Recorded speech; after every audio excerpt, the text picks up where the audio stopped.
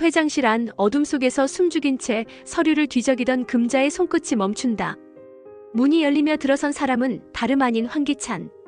잠시 그의 눈과 금자의 눈이 마주친다.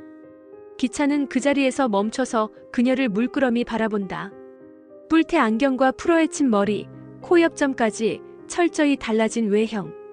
그러나 눈빛은 숨길 수 없는 법이다. 기찬은 잠시 말을 잇지 못하다가 묻는다. 당신, 혹시? 금자는 당황한 듯 허리를 굽히고 엉성한 억양으로 말한다. 청소하던 중이었어요, 회장님. 죄송합니다. 문이 열려 있어서. 목소리까지 낮게 변조한 그녀는 최대한 정체를 숨기려 애쓴다. 기찬은 그녀의 말투와 태도를 유심히 바라보다가 조용히 문을 닫는다. 이름이 뭐라고 했죠? 금자는 잠시 망설이다가 금자입니다. 라고 답한다. 기찬은 눈을 가늘게 뜨고 그녀를 다시 한번 쳐다본다. 이상하게 낯이 익네요. 어디서 본 적 있는 것 같기도 하고. 긴장감이 팽팽하게 흐르는 가운데 금자는 복도를 빠르게 걸어나가며 자신의 실수를 곱씹는다. 좀 더 신중했어야 했어. 이대로 들키면 끝이야. 그녀는 도윤에게 전화를 걸어 회장실에서 있었던 일을 보고한다. 도윤은 잠시 정적에 잠긴 뒤 말한다. 회장 눈썰미면 오래 못 숨겨요. 조심해요. 한편 도윤은 오랜만에 찾은 자신의 거실에서 제인을 맞이한다. 테이블 위에는 따뜻한 커피 2잔이 놓여 있고 창문 밖으론 오후 햇살이 조용히 떨어진다. 제인은 초조한 듯 묻는다. 도윤 씨가 본 그 아저씨, 확실히 아저씨였어요? 도윤은 고개를 끄덕이며 침착하게 말한다. 그날 황기찬과 로비에서 얘기하고 있었어요. 무슨 대화를 나눴는지는 모르겠지만 분위기상 꽤 오래 알고 지낸 사이 같았어요. 근데 이상했어요. 뭔가 둘 사이에 감춰진 긴장이 있었거든요. 제인은 복잡한 표정으로 창밖을 바라본다. 그 아저씨가 도대체 왜 황기찬하고 이야기를 하고 있었던 거지? 내가 모르는 뭔가가 있는 거야. 그게 분명히 은호 사고와도 연결돼 있을 거고. 그 시각 강세리는 포럼 오찬 참석을 위한 마지막 준비를 마친다. 고급스러운 베이지빛 수트에 진주 브로치, 그리고 외교부 후원 스티커까지 교묘히 붙여둔다. 그녀는 비서실을 들러 간단한 문건을 가져가며 말한다. 포럼에서 어떤 질문이 나와도 당황하지 않도록 정리해뒀어요. 특히 패트리 정 회장 관련 질문은 신뢰 회복을 강조하는 방향으로 응수하세요.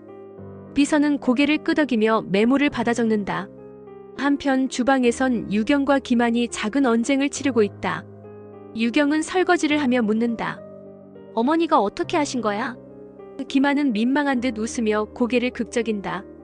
그게 장인어른한테 전화했는데 여자가 전화를 받더라고. 그래서 누구냐고 했더니 갑자기 끊더라고. 유경은 그 말을 듣고 접시를 내려놓으며 묻는다. 우리 아빠 집에 여자가 있다고? 무슨 말이야? 김한은 대답을 피하며 얼버무린다. 며칠 뒤 고급 호텔의 컨퍼런스룸에서 경제인 포럼 오찬이 시작된다. 사회자의 소개와 함께 국내 유력 기업인들이 차례로 입장하고 기찬은 당당히 YL그룹을 대표해 등장한다. 세리 역시 그 옆에 선다. 포토라인에서 사진을 찍으며 세리는 입가에 미소를 머금는다. 그녀는 이 자리를 통해 자신이 단순한 홍보 모델이 아니라 기업인의 자질을 갖춘 기찬의 배우자임을 각인시키고 싶어한다. 그 순간 주변에서 술렁임이 일어난다. 누군가 작은 목소리로 말한다. 저 사람 DH홀딩스 대표 패트리 정이야. 기찬은 그 이름에 귀를 기울이고 고개를 돌려 시선을 따라간다. 그곳엔 깔끔한 정장 차림의 중년 남성 오성이 서 있었다. 그는 태연하게 여러 인사들과 악수를 나누고 있었다. 사회자가 그를 가리키며 말한다. DH홀딩스 오성 대표님 환영합니다. 기찬은 성큼성큼 오성에게 다가가며 손을 내민다. 황기찬입니다. YL그룹 회장이죠. 오성은 그를 바라보며 웃는다. 반갑습니다. 이름은 익히 들었습니다. 그 순간 오성과 눈을 마주친 세리는 눈빛이 미묘하게 바뀐다. 그녀는 조용히 한 걸음 물러나며 상황을 관망한다. 오성은 식사 내내 기찬의 질문을 피하지 않으면서도 능청스럽게 대화를 이끌어 나간다. 그가 자리를 뜬 뒤 기찬은 조용히 말한다. 이 사람 무슨 속셈이지? DH홀딩스가 이 포럼에 나온 것도 처음인데 같은 시각 황나라는 회사에서 금자의 책상 서랍을 정리하다가 이상한 낙서 하나를 발견한다. 어린아이 그림처럼 그려진 고양이 옆에 작게 적힌 글자. 이건 제인이 쓰던 필체잖아. 그녀는 불길한 예감에 사로잡힌다. 그녀는 비서실 컴퓨터를 몰래 열어 금자의 입사 기록을 조회해본다. 그러나 어디에도 김금자라는 이름은 남아있지 않다. 이 여자가 도대체 누구야? 정말 그 제인이라는 여자 아니야? 다음 날 도윤은 USB 복사본을 정리하며 제인에게 말한다. 우리 이걸로 뭐 할 수 있을까? 제대로 싸우려면 증거 하나만으론 부족할 수도 있어요. 제인은 담담하게 말한다. 더 모을 거예요. 사람들의 입도 숫자도 기록도. 그리고 마지막엔 진실로 몰아붙일 거예요. 하지만 그들의 움직임을 이미 감지한 기차는 보안팀을 불러 CCTV 분석을 다시 명령한다. 이제 더는 당하게 두지 마. 금자 아니. 그 여자의 정체 반드시 밝혀. 폭풍 전야처럼 고요한 회사.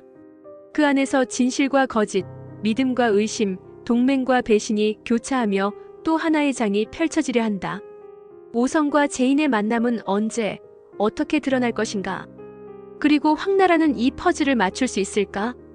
경제인 포럼의 찬란한 조명 뒤에 숨은 그림자들. 그 속에서 드디어 누군가는 목소리를 낼 준비를 하고 있었다.